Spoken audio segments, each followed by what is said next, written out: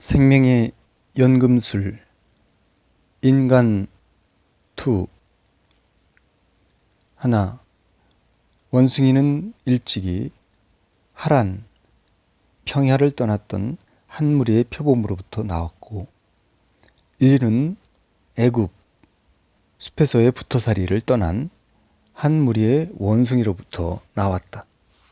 같은 지류인 하이에나가 평원의 한 강자로 쫓고 쫓는 존재로서 고기와 잡힌 먹이를 찾아 세렝게티 평원을 헤집고 다니는 동안 표범은 상대적 약자로서 쫓기고 쫓겨 나무로 숲으로 도망갔던 것이고, 그곳에서 최소한의 먹이를 끼니로 생존법을 터득하게 되었던 것이다.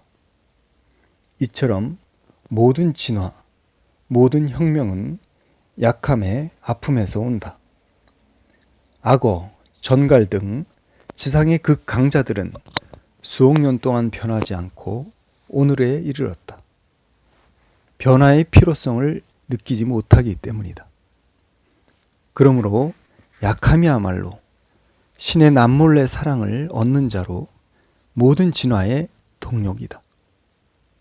그렇게 개는 쫓고 약탈하던 강자의 후예였고, 원숭이는 쫓기고 몰리던 약자의 후예였다. 존재는 가까운 것에서 차별과 구별의 명확을 기하게 된다. 그렇게 개는 표범과의 가까운 지류에서 성향의 차이로 갈라진 구별의 상징이 되어 인류 사회에 대칭된 속어의 대상이 되게 된 것이다. 주역의 견원지간이라 하여 그 둘의 관계가 상반된 습성으로 갈라진 앙숙적 존재임을 나타낸 것은 의미 있는 일이 아닐 수 없다. 얼음과 물과 증기의 구분이 온도 1도 차이에 의한 것처럼 표범과 원숭이와 인간 또한 처음부터 구분이 확연했던 것이 아니다. 각도 1의 차이가 점점 벌어져 확연한 차이로 나타나는 순간이 오게 된 것이다. 하지만 각도 1을 이루기까지 얼마나 많은 연단의 과정이 있어야 하는 것인가. 2. 존재는 저마다 자신만의 버릇을 가지고 일생을 살아간다. 버릇을 자각하지도 못한 채 살아가기도 하거니와 혹 자각하여 고쳐보려 해도 그것은 대개 일생을 두고도 고치지 못하고 숙제로 남는 것이 되고 만다. 단순하고 사소한 개인의 버릇임에도 그렇게 힘겨운 개선의 과정이 필요한데, 종의 본질적 변화를 이루는 진화에 있어서는 두말할 필요도 없는 것이다. 종의 진화와 분화, 잔존의 이유가 여기에 있다.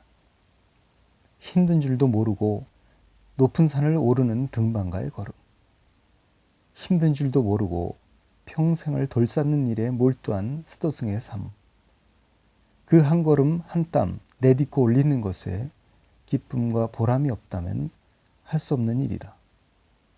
목적에 대한 의무감이 아니라 그만의 보람과 성취로 한 걸음 한 발 옮겨간 것이다. 그러나 그러한 발걸음도 진화의 내용을 놓고 볼 때는 아직 그 시작조차 아니다.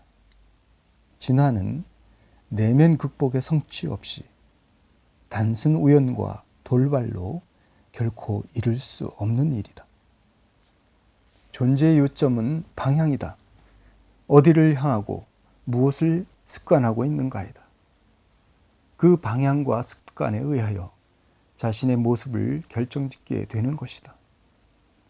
인간이 인간되게 된 이유는 평온으로서의 향함과 직립의 습관 때문이다. 현재는 그것의 결과이고 과거에 가졌던 그 의지의 결과일 뿐이다.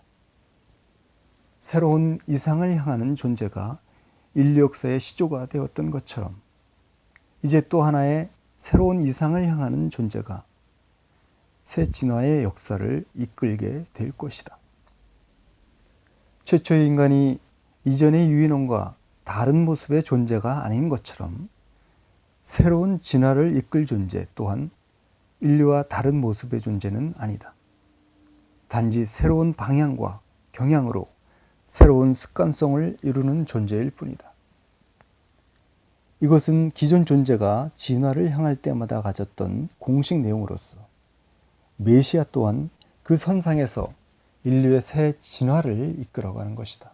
셋, 인간의 창조를 결정짓는 원숭이와 구분을 이루는 진화의 경계선은 어디였을까?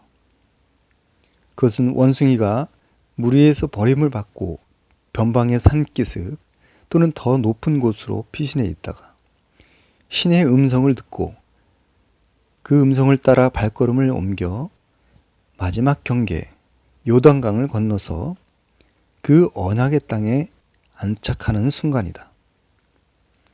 요단강을 건넌 그 순간부터 그는 이제 그 이전 존재들에게는 다시 돌아갈 수도 없는 새로운 노정과 환경에 들어서게 된 것이다. 하나의 원숭이가 평원으로의 출발을 주장했을 때 그 선택의 방향이 옳은 것임을 어떻게 알 수 있었을까?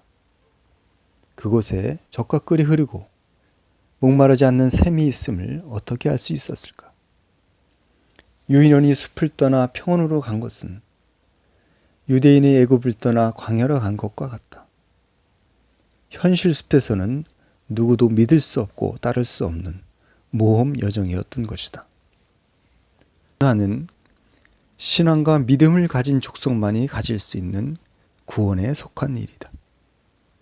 그때 유인원의 가슴속에 두려워 말고 가라 하는 신의 음성이 없었던들, 그때 그들의 양손에 구름기둥과 불기둥이 인도함이 없었던들, 그들은 험난한 광야를 통과하고 평온의 이상세계에 착지할 수 없었을 것이다. 이처럼 존재가 진화해온 고통의 시간은 신이 역사해온 창조의 시간이다. 생명을 넘어서며 걸어온 수억의 시간이 바로 신이 작업해온 시간이며 자신의 수고를 투입함으로 생명을 빚은 창조의 시간이다. 생명이 건 시간, 인간이 나오기까지의 과정, 그 모든 내용을 헤아린다면 신의 그 창작 과정이 얼마나 기막힌 수고의 병행인가를 알게 될 것이다. 인류는 그 옛날 유인원과 유대인이 가졌던 새 지경 진입의 과정처럼 숲을 떠나 평원으로의 진입, 곧 모순의 숲을 떠나 진리 평원으로의 진입을 시대적 과제로서 요구받고 있다.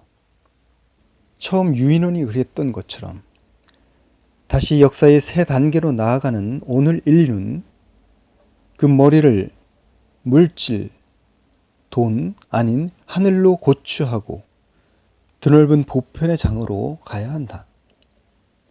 자신을 일깨워 머리가 땅, 이기의 중력에 구부려 휘지 않도록 해야 한다.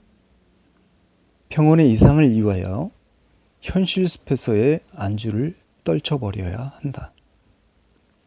그 옛날 믿음의 존재들이 구름기둥과 불기둥의 인도를 따른 것처럼 정신의 횃불과 혀의 막대, 곧 글, 책, 말씀의 인도로 나가야 한다.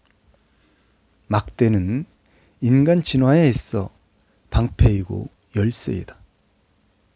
다른 유인원이 현실 숲에 안주하여 원숭이와 침팬지로 남는 동안 이상의 평온을 향한 존재는 진화해로 나아갔다. 이상을 향한 자 인간이 되었고 현실에 머문 자 원숭이로 남았다.